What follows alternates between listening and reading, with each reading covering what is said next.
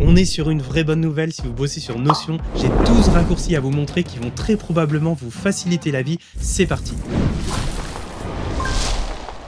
Premier raccourci, CTRL-K. Ça permet de chercher dans Notion n'importe quand. Si je fais CTRL-K et que je tape raccourci, je peux tout de suite voir toutes les pages de mon Notion qui parlent de raccourcis, notamment toutes mes idées de vidéos qui parlent de raccourcis comme celle-ci. Ce raccourci Notion qui est fondamental, c'est un des rares qu'on peut personnaliser dans les paramètres de son compte. Dans la barre latérale, tout en bas, il y a paramètres, ensuite préférences. Là, on descend et on a le raccourci de la recherche rapide. Alors c'est écrit CTRL-SHIFT-K ici. C'est possible d'avoir plusieurs raccourcis clavier en même temps pour cette même fonction. Moi par exemple, j'ai CTRL-P qui fonctionne aussi ou CTRL-K. Mettez celui que vous préférez, ce qui compte c'est de l'utiliser parce que ça fait gagner beaucoup de temps au quotidien. Deuxième raccourci, CTRL-N, ça permet de créer une nouvelle page. Si je fais CTRL-N, tout de suite, ça m'ouvre une nouvelle page et je peux commencer à écrire mes idées. Ça, c'est un raccourci très pratique quand on a les idées qui fusent. Troisième raccourci, c'est CTRL-H et ça permet d'appliquer la dernière mise en forme de couleur. Donc là, par exemple, si je tape un texte et ensuite un autre. Si je viens mettre le mot texte en jaune, par exemple, et après je veux que le mot ensuite soit aussi en jaune, au lieu d'aller resélectionner le jaune, etc., je peux juste faire CTRL-H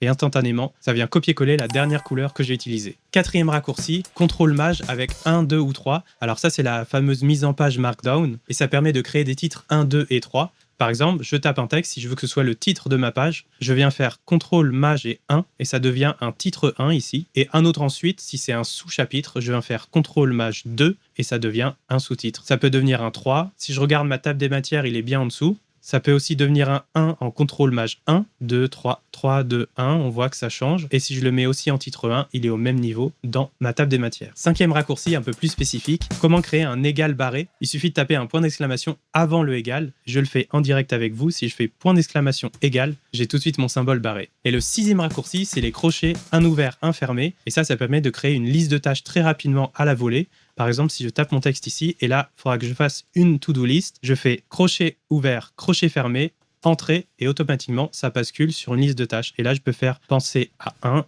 penser à 2, et automatiquement, en faisant entrer, ça vient me créer une liste de tâches que je pourrais venir ensuite cocher derrière. Septième raccourci, on est sur CTRL plus clic gauche, et ça permet d'ouvrir dans un nouvel onglet. Par exemple, si je viens dans la barre latérale et que je veux ouvrir cette page, si je fais clic gauche tout court, ça vient la remplacer ici directement. Mais si je reviens en arrière et que je fais CTRL clic gauche, ça vient ici me l'ouvrir en haut dans un nouvel onglet.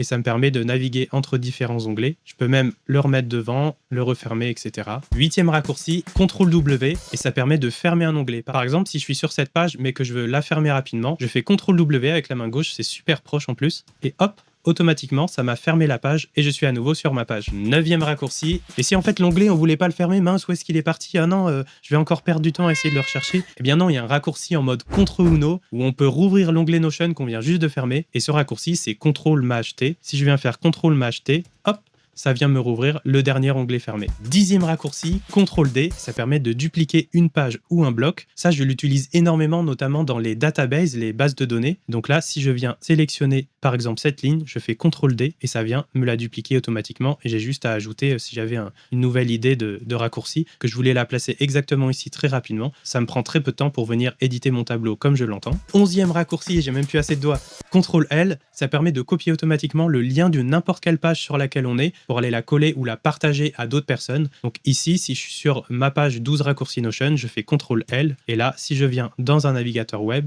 je fais coller, hop, automatiquement, ça vient m'ouvrir cette fameuse page que je peux partager à d'autres si jamais je ne l'ai pas laissé en privé ou que je peux retrouver depuis un navigateur web, depuis le site officiel de Notion, depuis leur cloud. Et le petit dernier pour la route, le 12e, j'ai plus assez de doigts non plus, c'est CTRL-ALT-K et ça, c'est si vous utilisez Notion Calendar en plus de Notion. Et ça, c'est super pratique entre les deux applis pour naviguer de l'un à l'autre si jamais vous êtes en train d'écrire sur Notion et que vous dites « Ah mais attends, mardi, j'ai quoi déjà ?» et tout. CTRL-ALT-K et hop, vous passez de l'un à l'autre, c'est super pratique. Ce qui est bien avec ce raccourci, c'est que c'est aussi un des rares dans Notion qu'on peut personnaliser parce que CTRL-ALT-K c'était déjà utilisé beaucoup dans mes logiciels de montage vidéo. Donc j'ai mis CTRL-ALT-A comme agenda, voilà.